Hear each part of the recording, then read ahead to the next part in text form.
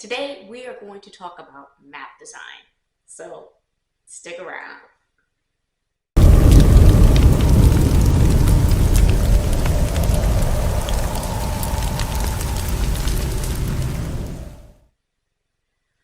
Oh, okay. So here's the thing. Let me preface this by I'm not by any means a cartographer.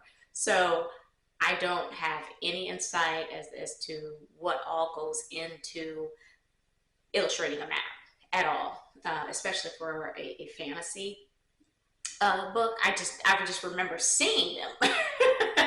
So designing my map, I had reveled, if you will, on a few embellishments and requirements that I needed to consider, much like I did with my book cover and interior design.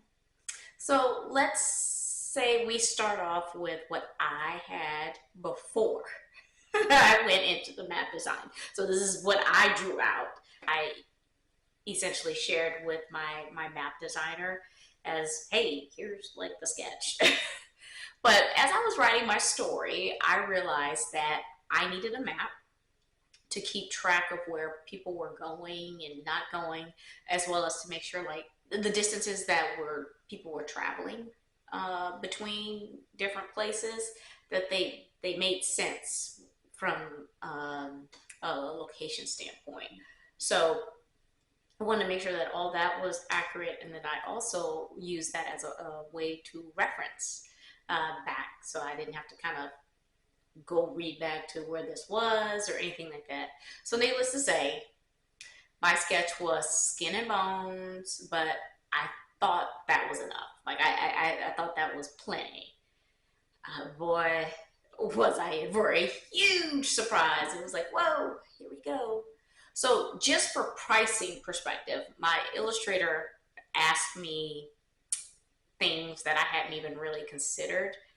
He asked what type of map, which are three. There were three different types of options. So the first one was high fantasy, which is the most decorative and the most detailed.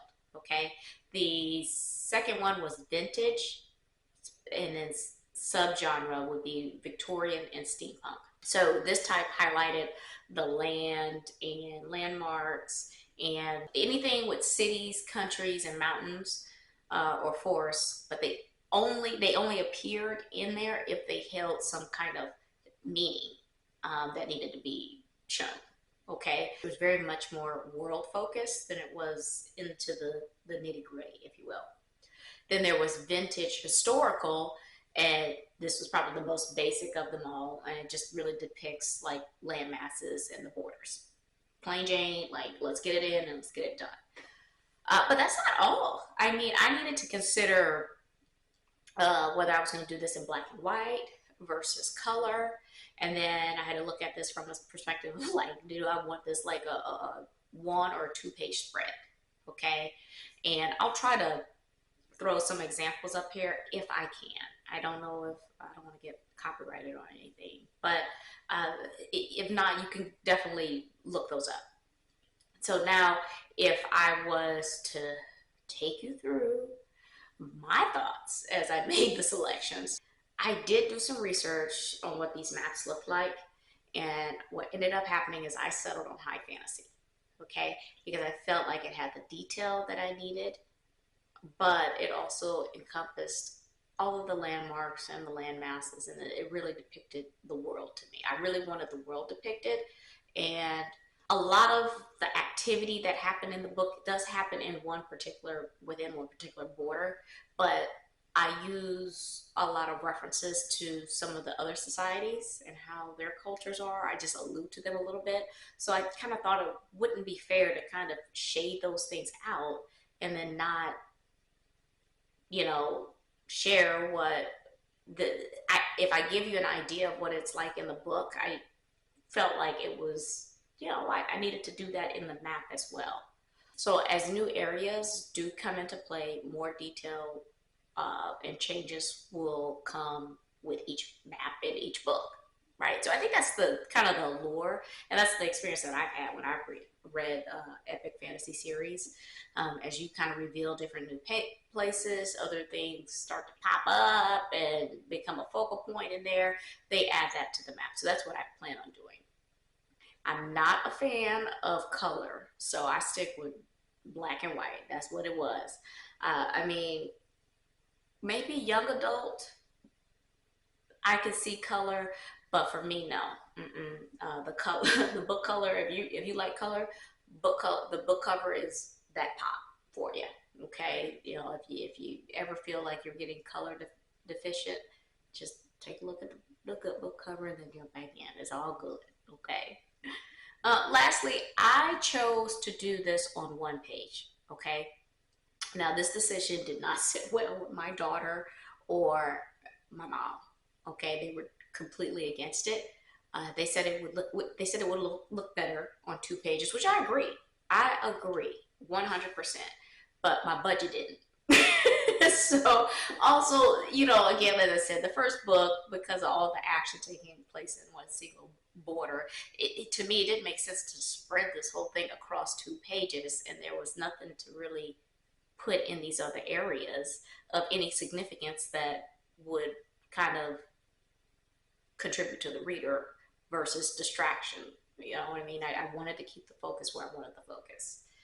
So what I could have done, right, and what I've seen is to kind of fade out the areas around, and then I guess as books went on, provide some additional feed, basically reveal them, lift the fog, if you will. But I figured I'd at least depict the world since I'm explaining alliances and rivals. So I'm explaining things about certain parts of the other societies around them without really saying anything else about them. So I'm giving you an idea of how these uh, different societies work, and their land is part of that as well. How they live and how they orchestrate it should be depicted on their land, and it should show you that at least for a little bit. So some questions that I was asked though, as much as I did all that research, some of the questions I was getting was, oh, how many trees in the area? And what I mean? It wasn't enough for me to just say this is a foresty area. It was like how foresty, where, all that kind of stuff. Are there any bodies of water or streams? Which I completely omitted. Like I was like, wow, because yes, there are. There's like aqueducts. There's streams because people are getting water. Like you read it, and I'm just like, dang, I didn't do all that. I did mark some things where I was like, okay, like this is like a pool of water, like a lake or something like that. There were some streams and those things. I don't think I named anything just yet because we just didn't. That's just something I just completely missed. So I will rectify that in my upcoming book for sure. And then it was kind of like, what about the terrain? And I think my map illustrator suggested this because when I was describing the world to him, or even in my sketch, he saw where there's like where little triangles to show mountains, and maybe some other stuff that just he could just see hints of something that made him say, okay, is the terrain different in different places? Which it was, because I was like, oh yeah, over here it's really mountainous. Over here they're pretty nomadic.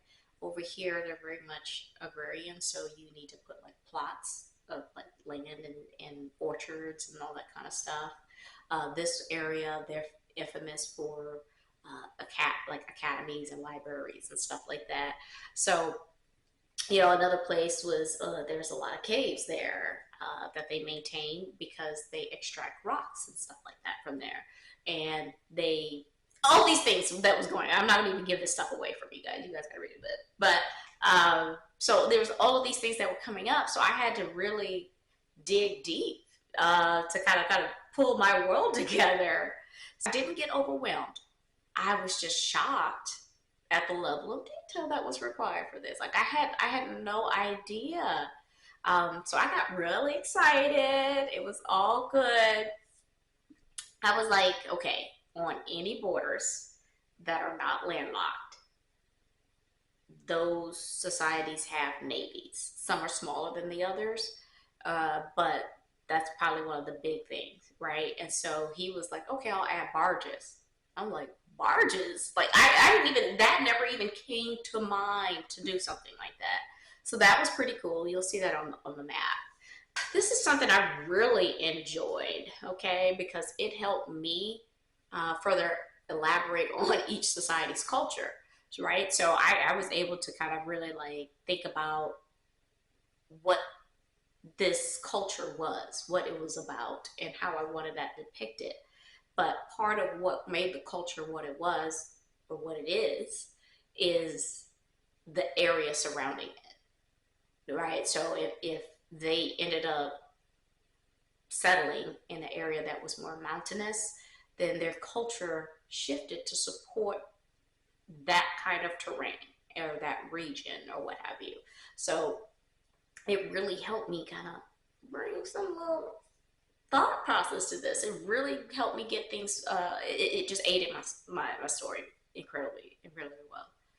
So here's the final map. I'm going to show you there that I ended up with. I'll be dedicating another video that describes each society, but mostly at a high level, okay? I want you guys to read the book so that you take from it what you take from it, not what I'm intending it to be. So I'll only reiterate certain things that is in the book, but add a little bit of seasoning on it, you know, why not? So I suppose the takeaway here is to really draw out your map, okay, yourself first. Okay, it doesn't have to be perfect or anything. And fill in as your story progresses. This way, you know your world. That's super important. You know, without a doubt, what your world will be. And it takes you having to almost draw out your map, okay? Nothing is worse than having your story and your map to be out of sync at all and then have to go back and recorrect that. Trust me, it's worth it. Okay? So I hope you guys enjoyed today's video. If so, please consider subscribing, throw up a like on this one. Also, any feedback, questions, or simply comments, I'm here for it. I appreciate that immensely. Okay? It's all about engagement. That's how, I mean, what I'm giving to you, give back to me something. I don't know everything. This is, like I said, this is me kind of going through the motions and sharing, growing as things go on. This is something that when I did my research, for some reason, when I was talking about fantasy publishing and things like that, map illustration didn't come up. And things about what I went on the other video about the interior design and stuff like that. None of that came up, so I didn't even know all of that was going to be involved in there.